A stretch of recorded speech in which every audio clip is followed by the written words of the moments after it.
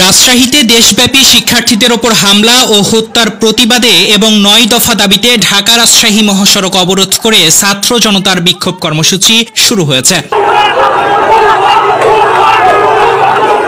শনিবার সকাল 10:30 থেকে প্রকৌশল ও প্রযুক্তি বিশ্ববিদ্যালয়ের প্রধান ফটকের সামনে অবস্থান নেয় শিক্ষার্থীরা। বৃষ্টি উপেক্ষা করে বিক্ষোভ মিছিল নিয়ে বিভিন্ন গুরুত্বপূর্ণ সড়ক প্রদক্ষিণ করে তারা। শিক্ষক, শিক্ষার্থী সহ বিভিন্ন শ্রেণী পেশার মানুষ অংশ নেন এতে। বিভিন্ন দিক থেকে ছোট বড় মিছিল নিয়ে আসতে শুরু করেন শিক্ষার্থীরা। এদিন সকাল 11:15টায় ভদ্রা মোড় থেকে মিছিল নিয়ে রুয়েট গেট দিয়ে রাজশাহী বিশ্ববিদ্যালয়ের প্রধান ফটকে আসার পর সেখানে অবস্থান নেন আন্দোলনকারীরা। এ সময় পুলিশের ব্যাপক উপস্থিতি থাকলেও মিছিলে বাধা দিতে দেখা যায়নি। এ সময় শিক্ষার্থীদের হামলায় গুরুতর আহত হন নগর গোয়েন্দার এক সদস্য।